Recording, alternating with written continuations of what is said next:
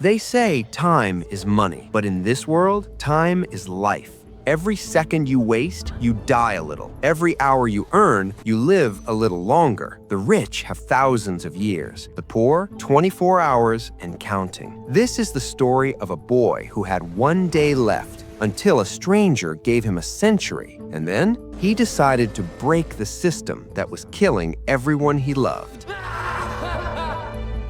Our story begins in a future where humans stop aging at 25, but there's a catch. When you turn 25, a glowing clock appears on your forearm showing exactly 1 year left to live, and the only way to keep living is to earn more time by working, because in this world, time has replaced money as currency, meaning everything from food to rent costs minutes, hours, or even years of your life. The rich live in New Greenwich with centuries on their arms and enjoy endless luxury. But in the poor Dayton ghetto, people barely have 24 hours and work desperately just to buy another day. Will Salas, a 28-year-old factory worker, wakes up with less than 24 hours left. He greets his mother, Rachel, who still looks young even though she is 50. It's her birthday, so Will brings home champagne. They celebrate for a moment, but reality hits hard. Rachel has only 3 days left. She reminds Will about bills and loans that must be paid. She plans to work for 2 days and asks Will to meet her at the bus station with extra time. Before leaving, she transfers 30 minutes to him for a decent meal.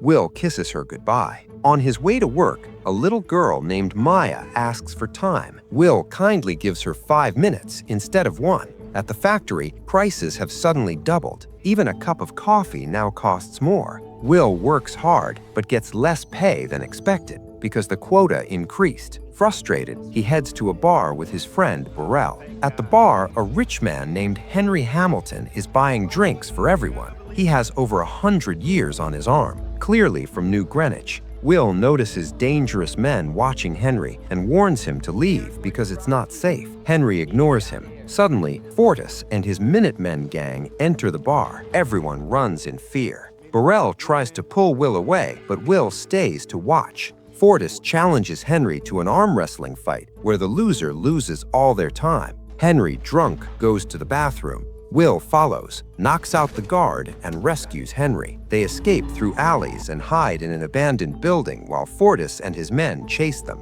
Safe for now, Henry reveals he is 105 years old and tired of living. He explains the cruel truth. There's enough time for everyone, but the rich deliberately raise prices in the ghetto, so poor people keep dying and their time flows upward. Greed keeps the system going. Will gets angry, thinking about how hard he and his mother worked just to survive. They rest. In the morning, Will is shocked. He now has over 116 years on his arm. Henry has given him almost all his time and left a note, "Don't waste my time." Will runs to the bridge and sees Henry smile as his last seconds run out and he falls into the river. Devastated but determined, Will visits Burrell and gives him 10 years as a gift. He then rushes to the bus stop to surprise his mother for her birthday. Meanwhile, Rachel pays the loans but finds the bus fare has doubled. She has only minutes left. She begs the driver and passengers, but no one helps. She starts running home on foot.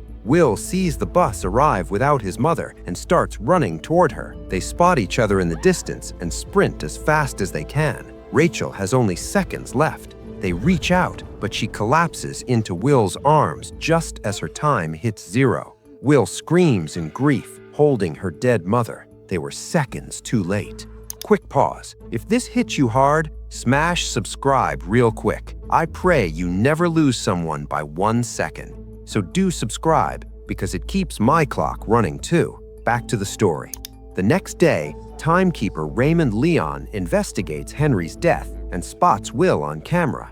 Will, now with plenty of time, but burning with anger, decides to take revenge on the rich. He crosses the borders to New Greenwich, paying huge tolls in time. The luxurious city shocks him. People here act like death doesn't exist.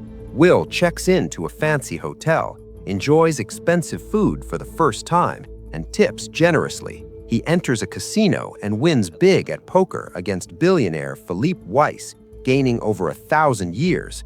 Philippe's beautiful daughter Sylvia notices Will and invites him to a party. At the party, Will and Sylvia dance and connect deeply. She feels trapped in her rich but meaningless life. They sneak to the beach, share a romantic moment in the water, but timekeepers interrupt. Raymond arrests Will, suspecting him of murdering Henry. Will escapes by taking Sylvia hostage. They go on a wild car chase and hide.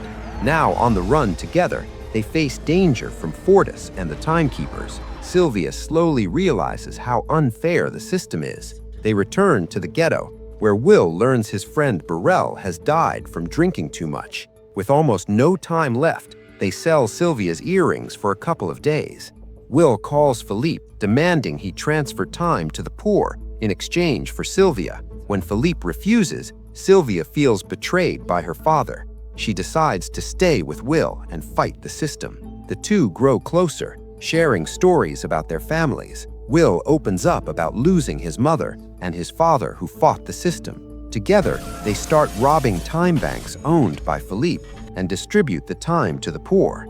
They encourage desperate people to take what they need. A huge bounty is placed on their heads, and Fortis hunts them aggressively. They hide in motels, change locations constantly, and even book an entire hotel once. Fortis catches them once and challenges Will to a deadly arm wrestling time fight. Will cleverly turns the tables, shoots the gang, and drains Fortis completely. But every time they give time to the poor, the rich raise prices again. Will feels hopeless until Sylvia suggests stealing a massive amount. They plan a bold heist at Philippe's main vault and steal 1 million years. Timekeeper Raymond chases them across borders.